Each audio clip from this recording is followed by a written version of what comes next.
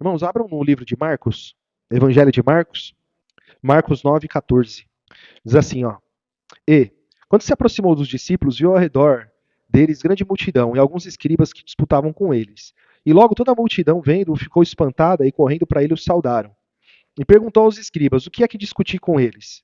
E um da multidão, respondendo, disse: Mestre, trouxe-te o meu filho, que tem um espírito mudo. E este, onde quer que o apanhe, despedaça-o.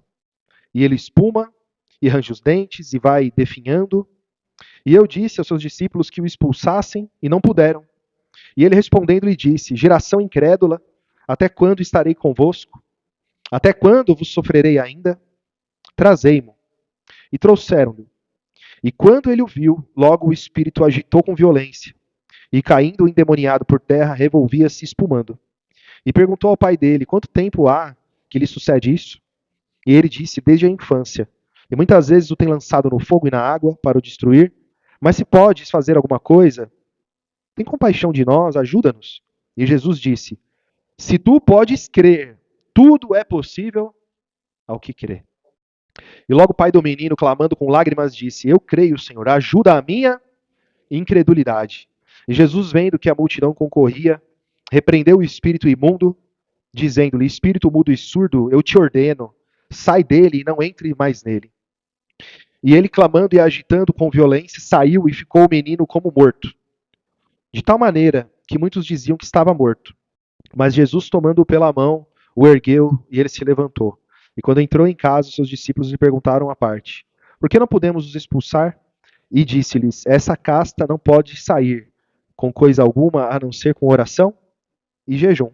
Glória a Jesus. Então, irmãos, esse texto aqui é conhecido, mas vamos ficar atentos aqui em algumas partes do texto.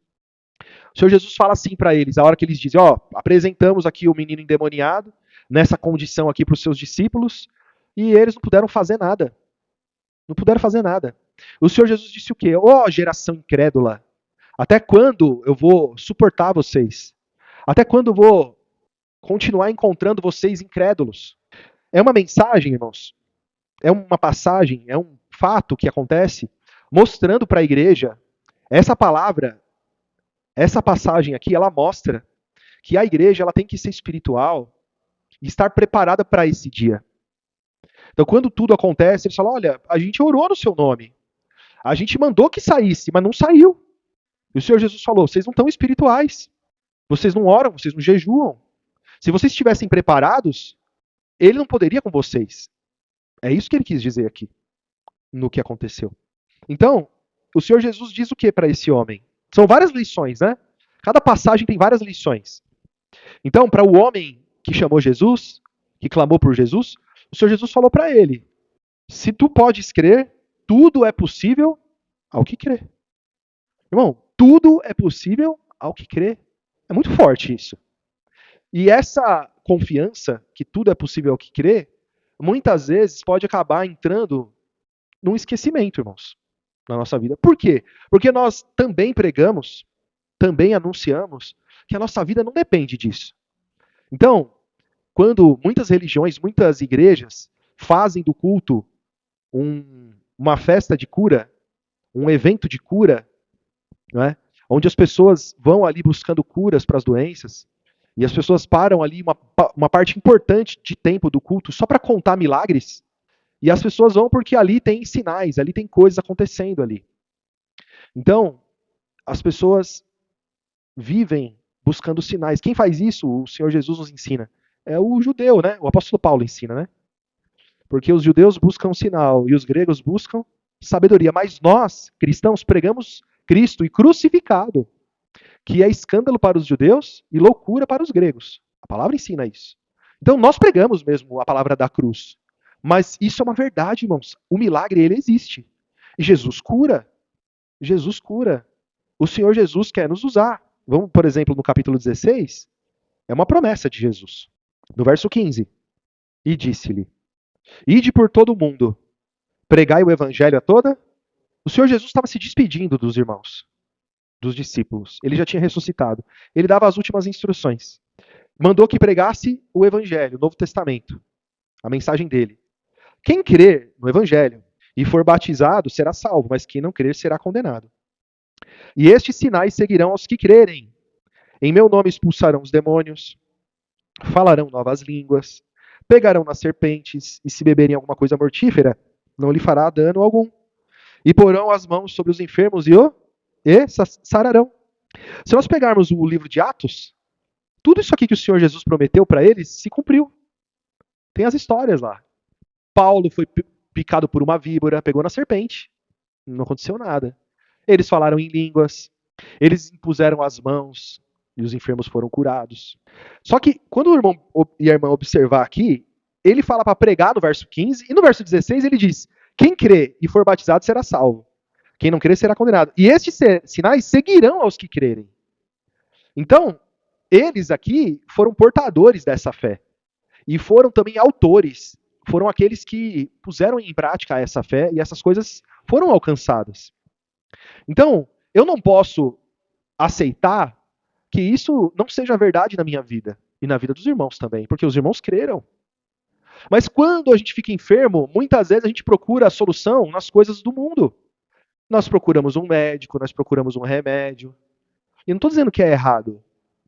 Mas por que que muitas vezes a gente não coloca a oração? Por que que muitas vezes nós não clamamos a Deus em oração e pedimos uma libertação? E quando aquela coisa fica mais complicada, por que que nós muitas vezes nos conformamos com a enfermidade?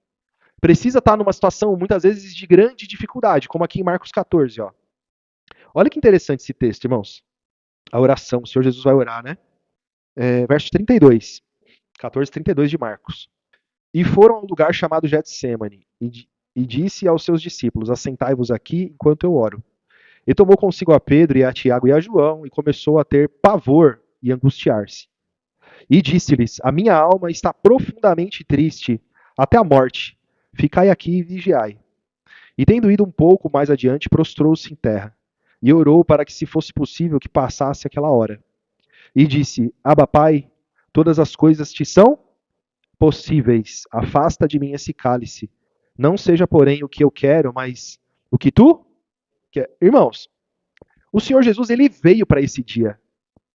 Parece até uma insanidade. Parece que no momento da angústia, o Senhor Jesus Cristo titubeou. Parece que no momento da angústia, o Senhor Jesus Cristo queria que tivesse um escape ali e que ele não precisasse ir para a cruz. E na verdade, não tem nada a ver, irmãos, não é nada disso. O Senhor Jesus, nessa hora, ele está ensinando. O Senhor Jesus chama os irmãos para orar com ele, para que os irmãos aprendam, no momento da aflição, a buscarem a Deus. Esse momento aqui é um momento, não há esperança. É um momento que não há. É um momento. Lembra quando o apóstolo Paulo fala: olha, teve um momento da nossa vida que a gente viu que estava tudo perdido. Nós desesperamos da vida. E isso foi bom porque nós não confiávamos mais em nós e na nossa capacidade. Nós colocamos toda a nossa confiança em Deus. Então colocamos tudo nas mãos de Deus. Por quê? Porque desesperamos da vida. A gente olhou para a nossa situação e viu: não há forma de escapar disso aqui. O Senhor Jesus, ele foi para o Getsemane, ele foi preparado para passar pelo cálice amargo da crucificação. Ele traz os discípulos e dá um exemplo para eles. Orem a Deus, busquem a Deus, se preparem no dia da aflição, se preparem para esse dia. Orem, velem, o espírito está pronto, mas a carne é fraca. Estejam em espírito. Se vocês estiverem na carne, vocês vão cair. E foi o que aconteceu, né? Pedro já deu logo uma espadada no soldado, já não entendeu nada, esqueceu de todo o conselho. E o Senhor Jesus, contudo, mesmo habitando na carne, ele vivia pela palavra, ele vivia pela fé, conectado em espírito com Deus. Ele não perdeu nenhum momento de lucidez, irmãos. Não esquece. Isso não aconteceu. Isso não aconteceu. O Senhor Jesus está ensinando aqui. Então, todas as coisas que você orar, você vai receber? Não. Por isso ele fala: contudo, seja feita a tua vontade, não a minha. Quando os irmãos Tiago e Pedro foram presos, está escrito que a igreja ficou em oração, mas Tiago foi decapitado. A igreja continuou em oração. Pedro recebeu a visita de um anjo. Abriu as portas, fez os soldados lá caírem num sono, ficarem lá desatentos, e ele saiu da prisão pela porta. Os cadeados abriram, aquilo foi um grande milagre. Quem está prestes a morrer, quem viu um irmão morrer à espada, vai deitar e vai dormir como numa cela? Tirou até as botas. Então, ele estava preparado para morrer. Mas não quer dizer que você, estando preparado para padecer, estando preparado para passar por alguma necessidade, alguma dificuldade, que você não possa receber um milagre. Você tem que orar com confiança, mandar embora uma enfermidade em nome de Jesus e clamar e pedir, porque tudo é possível ao que crê. Contudo, seja feita a vontade do Pai. Então vai acontecer um momento da sua vida em que você vai passar por alguma necessidade. O apóstolo Paulo fez isso. Ele sabia, então ele orou, ele orou de novo e ele ouviu a resposta. Paulo, a minha graça te basta, porque o meu poder se aperfeiçoa na fraqueza. Então, aquele momento ali era o momento dele passar. Ele tinha que passar por aquilo. E às vezes vai acontecer isso na nossa vida. Nós vamos ter que passar por muitas situações. E glória a Jesus, né, irmãos? Que nós vemos os irmãos padecendo muitas vezes, com dificuldades, né? E os irmãos estando batalhando e perseverando na fé.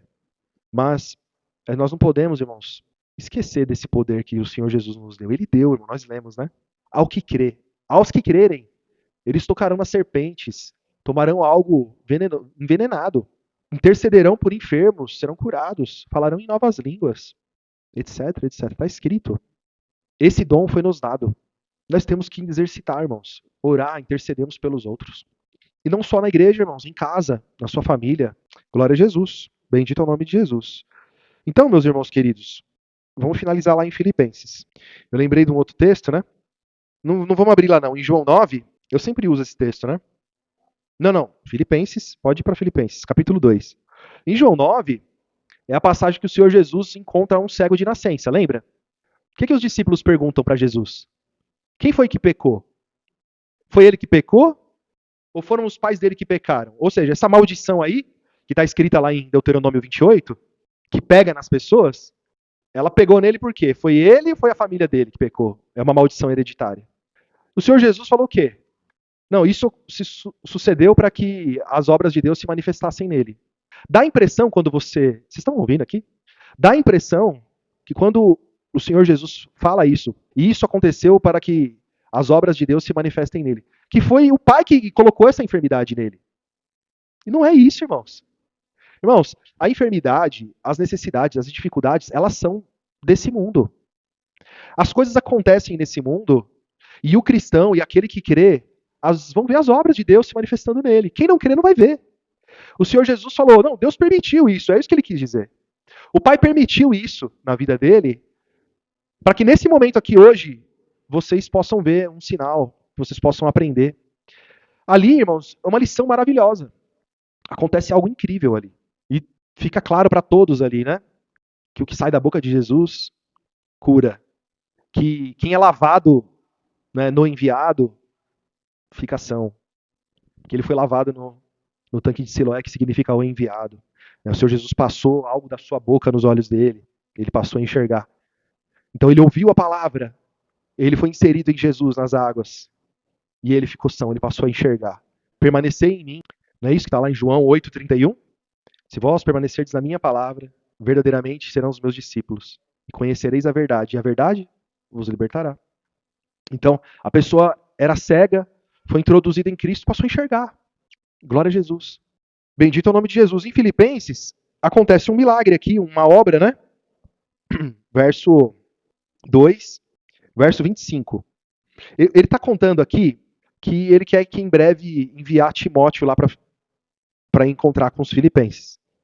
E ele falou, mas nesse momento aqui, eu achei melhor enviar Epafrodito. Ele vai dizer aqui, ó, vamos ler. Verso 25. Julguei, contudo, necessário mandar-vos Epafrodito, meu irmão e cooperador, e companheiro nos combates, e vosso enviado para prover as minhas necessidades. Então o que dá para entender? Epafrodito, se ele não pertencia aos filipenses, ele era alguém que ficou com os filipenses um período e levou coleta, levou oferta dos filipenses para ajudar o apóstolo Paulo. E quando ele fez isso e levou as ofertas, as coisas para ajudar o apóstolo Paulo, ele ficou muito doente. É o que ele vai dizer aqui, ó. Verso 26. Porquanto tinha muitas saudades de vós todos, e estava muito angustiado. Quem? Epafrodito, né? De que tivesseis ouvido que ele estivera doente.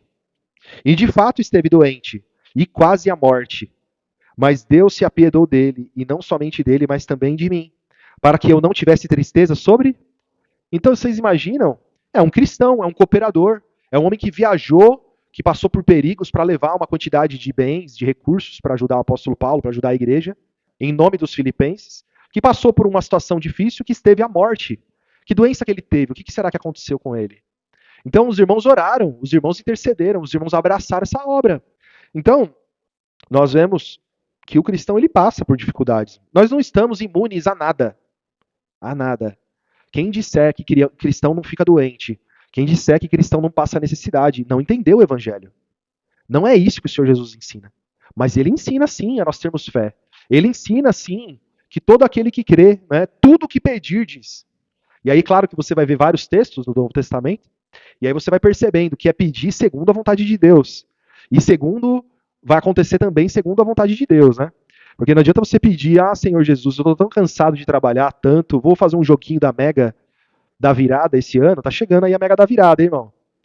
Vocês não passam nem perto da lotérica, não façam isso, né? Vai que vocês ganham, né? Vai ser uma destruição na vida de vocês, não façam isso. Não vai pedir para ganhar na Mega da virada. Eu vou ajudar tanta gente, eu vou fazer tanto pela obra. Não vai. Você vai ser enganado, vai ser destruída a sua vida. Não faça isso. Então, irmãos, glória a Jesus, a palavra nos ensina, né? A pedir o que convém, a saber pedir. E a palavra fala lá em Romanos 8 que se você tem sinceridade, o Espírito Santo sabe o que tem no intento do seu coração. E quando você ora, ainda que você ore errado, mas a sua intenção é boa, então ele intercede por nós com gemidos inexprimíveis. Repara lá, irmão, o texto diz isso. Ele não intercede por você de qualquer jeito. A pessoa que vai orar sem sinceridade nenhuma, de qualquer jeito, sabe? Não mede as palavras, não medita, só fala por falar. Tem gente que é assim, irmão. Tem gente que faz como o Senhor Jesus falou para não fazer. Que fica de pé, orando nas esquinas, para os outros verem ele orando. Que fica com vãs repetições. Tem gente que só fica no Pai Nosso, só Pai Nosso, Pai Nosso, Pai Nosso. Repetindo, repetindo, repetindo. Não tem sinceridade, não tem uma conversa com Deus. Mas não, você fala, você pede com sinceridade, você quer o que é bom, o que é certo.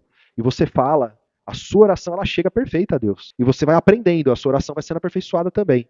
Então, aqui para finalizar, no capítulo 4, verso 10. Ora, muito me regozijei no Senhor por finalmente reviver a vossa lembrança de mim, pois já a tinhas lembrado, mas não tinhas tido oportunidade. Não digo isso como que por necessidade, porque já aprendi a contentar-me com o que tenho. Sei estar abatido, sei também ter abundância, e em toda maneira e em todas as coisas estou instruído, tanto para ter fartura como ter fome, em ter em abundância como padecer necessidade. Posso todas as coisas em Cristo que me fortalece.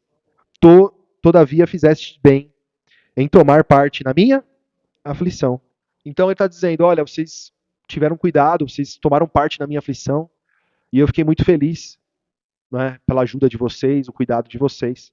E aí ele fala isso, olha, eu sei padecer, eu sei sofrer, eu sei ter. Quer dizer, o cristão é assim. Nós somos assim. E, irmãos, de novo, a nossa fé não depende de milagres. A nossa fé não depende de solução de problemas.